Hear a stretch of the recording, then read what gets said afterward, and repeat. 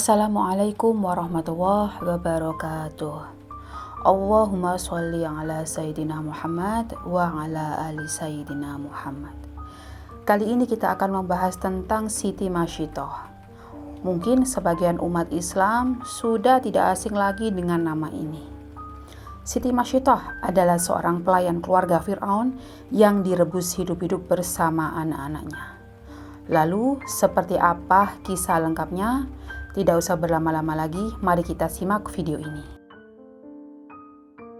Siti Mashittah adalah seorang perempuan soleha yang hidup di zaman Fir'aun atau bisa disebut dengan Raja Ramses II. Dia bekerja sebagai seorang tukang sisir Asyah, sang ratu Mesir sekaligus pelayan untuk anak-anaknya.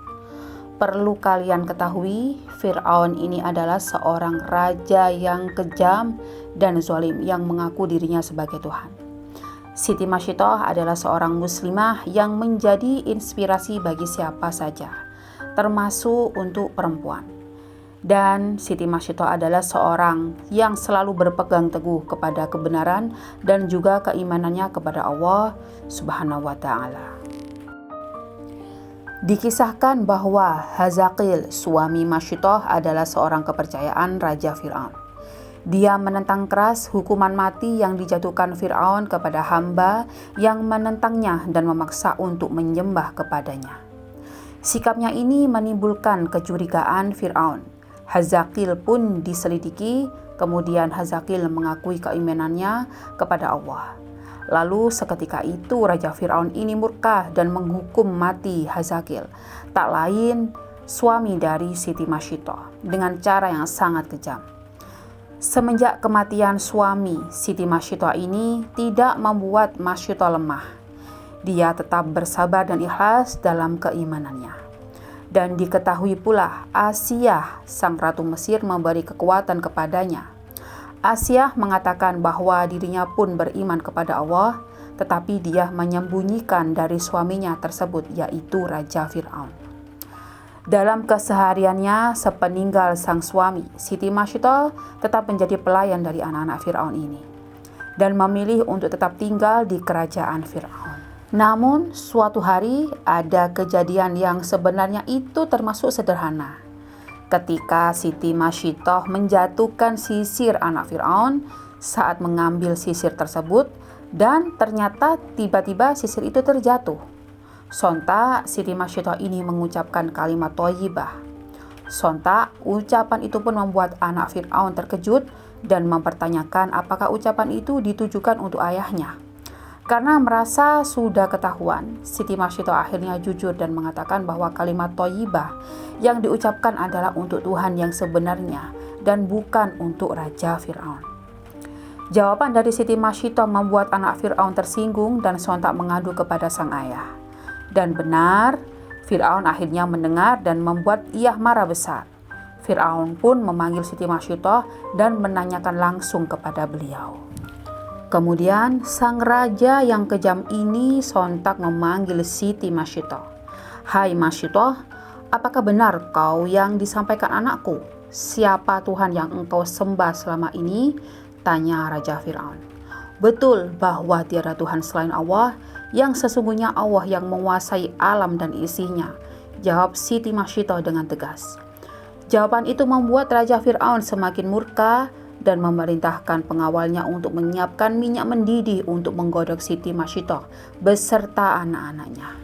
Dengan api yang menyala-nyala, Siti Mashittah digodok hidup-hidup dengan air yang sangat panas beserta mendidih. Air yang panas itu lengkap dengan tembaga yang besar sudah tersedia nantinya untuk memasukkan Siti Mashittah ini beserta anak-anaknya ke dalam air panas dan sekaligus disaksikan oleh masyarakat luas.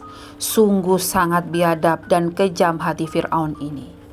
Sebelum kejadian itu terjadi, Fir'aun memberikan kesempatan jika Mashittah mau mengakui Fir'aun sebagai Tuhannya, maka ia dan anak-anaknya akan diselamatkan. Tetapi keimanan Siti Mashittah ini tetap kuat dan Siti Mashittah tidak takut dengan ancaman Raja Fir'aun. Fir'aun pun memerintahkan pengawalnya untuk memasukkan anak Mashittah satu persatu ke dalam air yang mendidih dan panas. Tiada henti-hentinya, Masyitah selalu berdoa kepada Allah untuk diberikan sebuah mukjizat dan pertolongan. Saat giliran anak yang terakhir dan di tengah keraguan Siti Masyitah, kala itu tiba-tiba saja anak itu bisa berbicara dan mengatakan, "Jangan takut dan sangsi, wahai ibuku, karena kematian kita akan mendapat ganjaran dari Allah Ta'ala dan pintu surga akan terbuka menanti kedatangan kita. Dan kita akan mati syahid dan husnul khotimah." Kemudian Siti Masyitah pun tidak ragu lagi. Dengan penuh keyakinan dan keikhlasan, Siti Masyitah mengatakan kalimat-kalimat thayyibah tiada henti. Ketika ucapan yang terakhir kalinya, sontak Siti Masyitah ini menyebut kalimat Allahu Akbar, Allahu Akbar, Allahu Akbar sebanyak 3 kali. Ia dan anak-anaknya pun terjun ke dalam air yang sangat panas dan mendidih. Dan Siti Masyitah beserta anak-anaknya akhirnya wafat dalam keadaan syahid. Dan setelah kejadian itu selesai, Fir'aun menyuruh pengawalnya untuk membersihkan tulang-tulang Siti Masyitah beserta anak-anaknya, kemudian mereka dikubur di sebuah tempat. Setelah kejadian itu berlalu, dalam momen Isra Mi'raj, Rasulullah SAW tiba-tiba mencium aroma yang sangat harum. Hal ini pun ditanyakan langsung oleh beliau kepada malaikat Jibril kala itu akan asal muasal bau harum tersebut. "Wahai Jibril, bau apakah ini?" Kemudian malaikat Jibril menjawab bahwa bau harum itu berasal dari makam seorang perempuan yang soleha bernama Siti Masyitah dan anak-anaknya. Lalu, apa yang menyebabkan makam Siti Masyitah dan anak-anaknya mengeluarkan bau harum? Tanya Rasulullah kembali.